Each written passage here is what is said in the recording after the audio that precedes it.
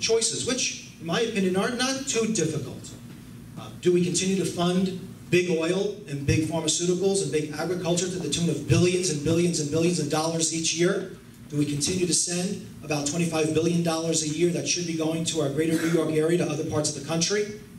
Or do we stand up to the extremists in Washington and deliver meaningful reform that will bring us the dollars at the federal level that we need to be able to support what we know is most important here in our local communities? That's the kind of change that we need, and that's the kind of representative that we need at the federal level, someone who shares our values and someone who shares our priorities. Thank you. Candidate Kaplan. I agree that a lot of our federal tax dollars that goes to Washington doesn't make it back here. I will push very hard to get more of that back here. I also believe that we should have universal pre-K program. I don't think it's right that our middle class is being squeezed and they're not able to send their kids to a preschool program and have them develop, because as we all know, research shows the brains of 3-year-olds and 4-year-olds are very malleable, and it's really the right time for them to learn. It's very important for them to be in a publicly funded programs so that they are benefiting also from that and not starting kindergarten at much lower rate than someone who's actually able to go to preschool program for 2 or 3 years prior to that. That's something that I'm very passionate about, and I will work very hard to make that also part of my project to push forward. Thank you. Thank you. And our third question, we will begin this question with candidate Stern. A child's brain is developed, 90% of a child's brain is developed by age 5, but yet they are the least invested in age group. Please tell me, if elected, what will you propose to invest in for children ages 0 to 3? So that's prenatal to 3 years old. Well, I believe that every child has a fundamental right to be given every opportunity to achieve their full potential. And that means, as I said before, prioritizing and reflecting our values. And so I will work very hard to provide universal pre-K and enhanced early Head Start. And I strongly believe that child care, particularly for those 0 to 3, needs to be a fundamental priority in our country going forward. There is no excuse for child care services to cost more these days than the amount we pay in rent or for our housing costs on a monthly basis. Those costs have increased over 25% over the past decade, and that is simply unsustainable. And so we need to develop a program where child care is going to take up no more than 10% of somebody's income, and once you reach that threshold, there needs to be tax incentives that's provided, tax credits to those to be able to afford good quality local child care. But at the end of the day, it means prioritizing, and it means funding those programs and those services and families who desperately need good quality, local, affordable child care, because it's not just a child issue, it is a family issue. Candidate Kaplan. As I said, the pre-K program, of course, is one of my biggest passions. I also would love to see more funding for programs like Head Start. We have a building in Manhasset.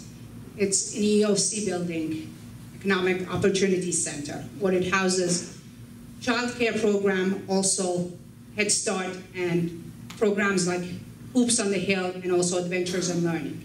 We need to really push and make sure those programs are available for the people who need them. We also need to really take a look at any kid between 0 and 3 who has any kind of special need, whether it being speech, whether it being physical therapy.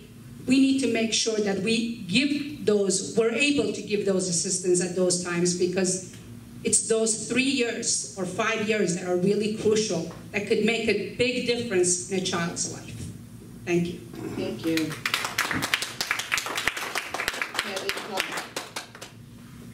So I agree with President Obama. You don't want to start behind in the race of life. So I absolutely agree and just like Anna said, that the time between 0 and 3 is when mind is the most plastic, is when language learning goes on. And studies have shown that if you have the education in that time period, you're more likely to hold jobs later on in life. You're more likely to beat it at grade level. So I think that we need to fund Head Start. We need to have good funding for this so that the children can grow up, be on an equal playing field. And what's not really realized is that this disproportionately impacts more impoverished communities. So, you know, the very wealthy communities, and the 3rd District has a lot of them, have an advantage where they can have the education and they can have the tutoring, the outside tutoring, that other areas cannot.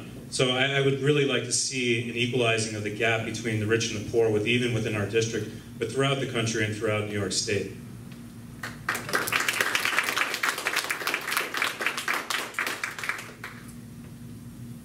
Okay, we're on question 4 because I changed some questions up.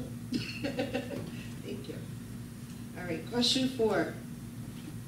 There are many, many children in our country who are suffering from child abuse and maltreatment, and we're not doing much about it.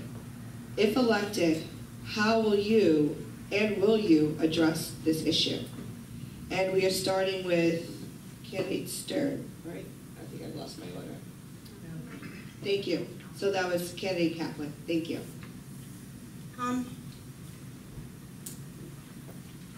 I will always stand and fight for any child and anyone in an abusive situation. At this point, I don't really know, but I can tell you that I will fight very hard to bring in tax dollars to see and fund programs that are actually able to help women who are being abused or children who are being abused. I believe our children are our future. They are our best resources, and we need to do, as elected, to be a voice for them because they don't have a voice for themselves.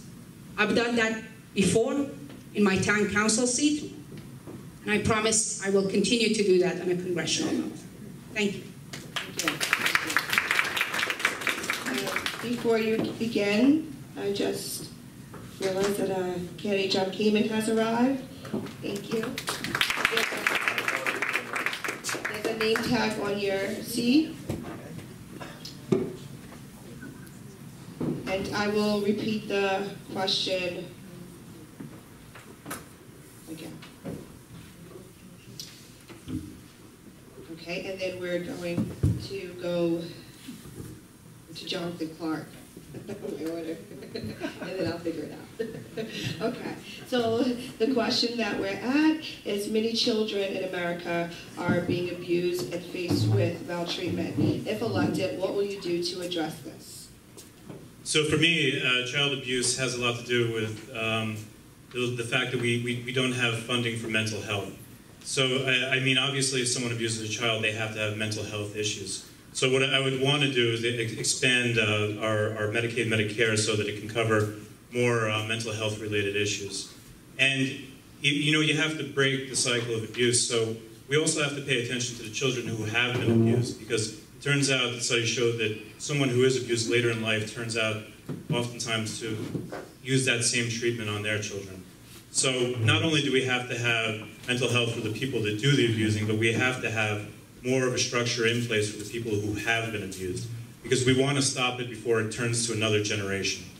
And unfortunately in this country, there's either a stigma attached to mental health or there's a lack of funding that goes into it, and we're losing generations to it. So if nothing else, when I go to Congress, I do want to draw attention to that, and I want to make sure that we really do have funding that's adequate to prevent this in the future. Candidate Stern. Again, a matter of setting priorities and making sure that we utilize the resources that we have available that can best meet the need. I know this in my service in the Suffolk County Legislature. Every year when I sit down as a part of the Budget and Finance Committee, we have to pick and choose.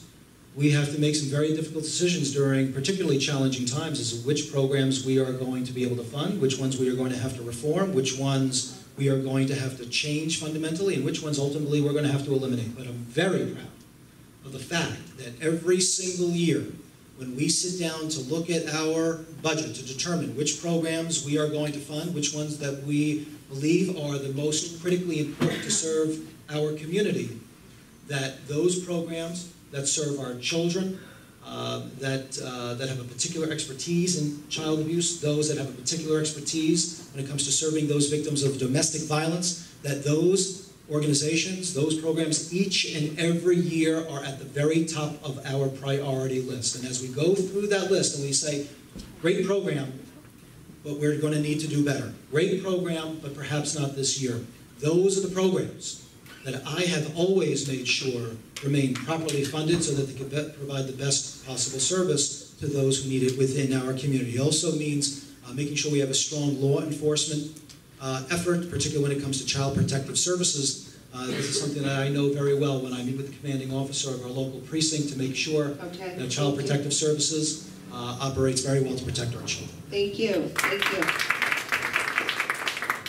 And just for a proper introduction, Candidate John Kamen, who most recently served under Governor Cuomo as Long Island Storm Recovery Czar and as a chairman of the Nassau County Interim Finance Authority. So thank you for joining us.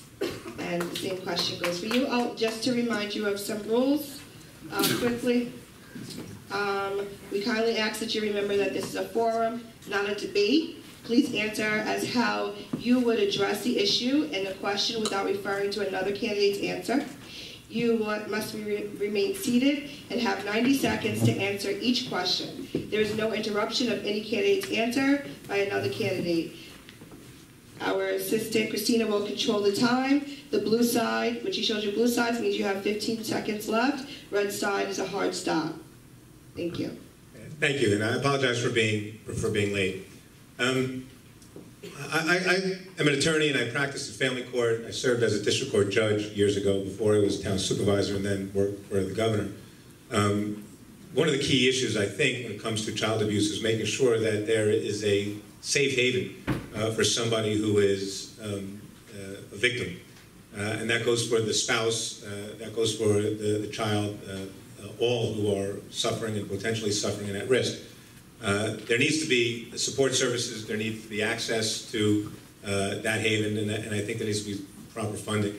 The federal government can provide guidance in terms of resources. It can certainly develop rules and laws and monitor those who are a threat to children. Ultimately, I think the way we address child abuse is, one, have strong law enforcement. I think there needs to be consequences. There needs to be ways to prevent child abuse, to see signs of potential child abuse, to have support services within a community, within schools, and ultimately with the local courts, so that when someone comes before a judge, there are resources to bring the parent, the mother usually, but whoever is the safe parent, to bring that child to a place where they can be safe, get proper counseling, make sure that we're looking at others in the family, and ultimately make as a priority the protection of the child.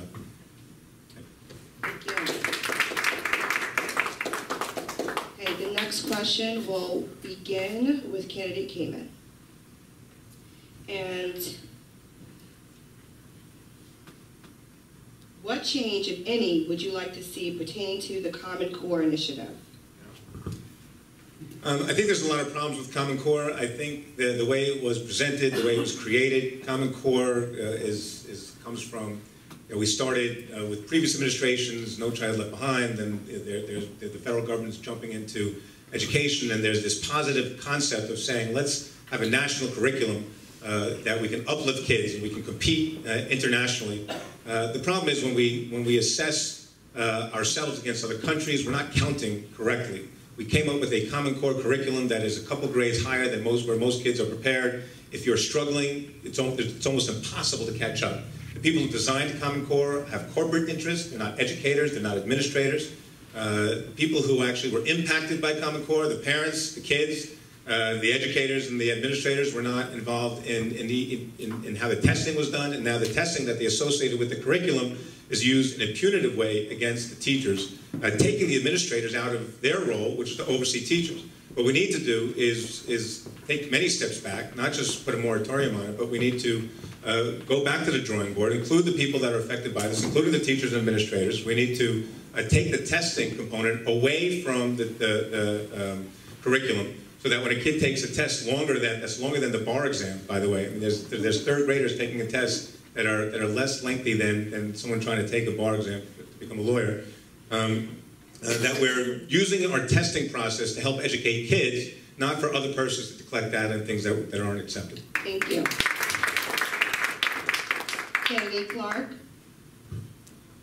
I could not be more against Common Core. Obviously, Common Core is a corporate interest that is meant to fail teachers, and it's meant to usher in charter schools. Because if you have someone teaching towards a test and the kid fails, we can blame the teacher, and then we can say the schools aren't functioning properly, and we can move to privatize the schools. Now, in law school and in undergraduate school, I did teach some classes, and I know how difficult it is to reach certain students, no matter how passionate and no matter how much they want to learn the subject. And eventually you can get to them, but sometimes the effort that you put into that student does not reflect in an exam. The idea that a teacher should be graded solely by how their students are graded on an exam is absurd, and I cannot say that there's much that I like about Common Core. I mean, the idea that we have to compete with other countries and there's a standard is fine, but the way that we're going about doing it is terrible. It was poorly rolled out, and I am firmly against it.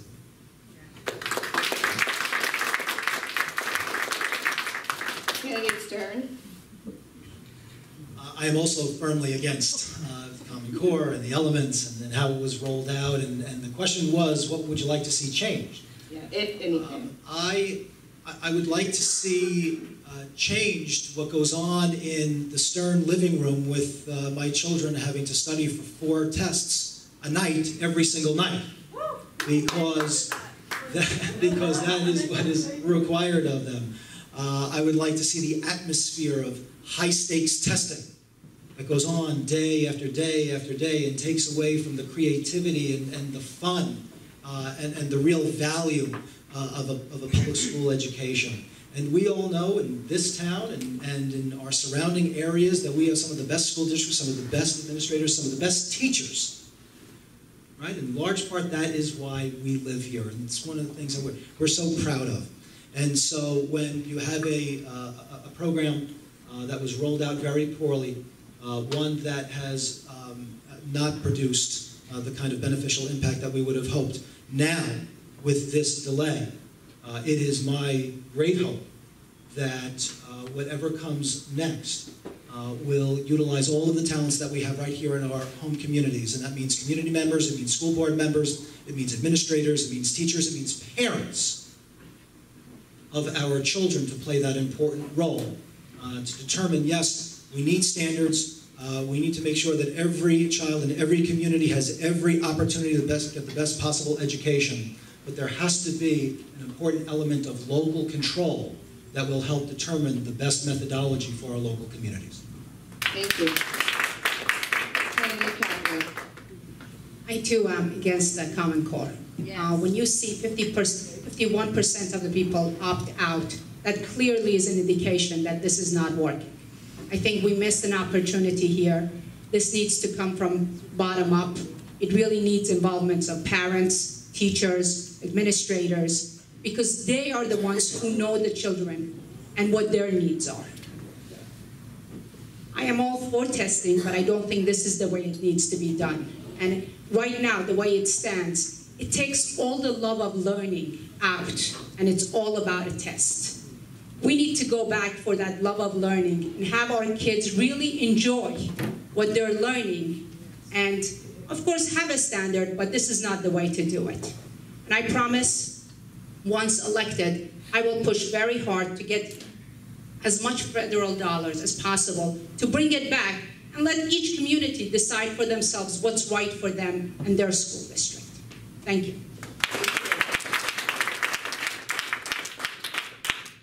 Okay, our next question will begin with candidate Clark. And that question is, what does child care mean to you? It's a sort of a vague question. unfortunately, I don't have children yet in my life, so I mean, my idea of it would probably be very different than everyone else's. So for me, childcare is having adequate time to spend with your family. And I don't think we have that in society today. And it's kind of hokey, but I remember eating dinner with my father every day at 5 o'clock, and it built a structure in the family that was very warm and caring. And I don't see that going on today in houses that I go to. I see children going up to their room to play video games and not actually joining with their family. And if they do have time, I mean, even if they do come home for dinner, parents don't come home 7, 8 o'clock at night because they're working so much. So I think one of the problems that we're having is, and I keep saying, is we're working longer hours for less money. So childcare to me would be providing a space and a place where families can get together, and the only way that we're going to really be able to accomplish that is through providing great jobs that are going to be able to allow families to work one job instead of 2 or 3 jobs. And that to me would be childcare. Thank you.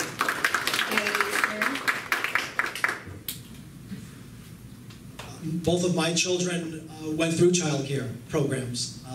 I work, my wife works, and so we know very well what it's like to trust professionals that are caring, that are well-trained, that are loving caregivers and caretakers during a day. To me, childcare means peace of mind. Peace of mind for myself and my wife as parents, that we could go to work during the day and know that our children were in good hands. It means peace of mind knowing that they were with other children that I enjoyed being with in a safe environment that was nurturing, where they were developing the skills that they would need later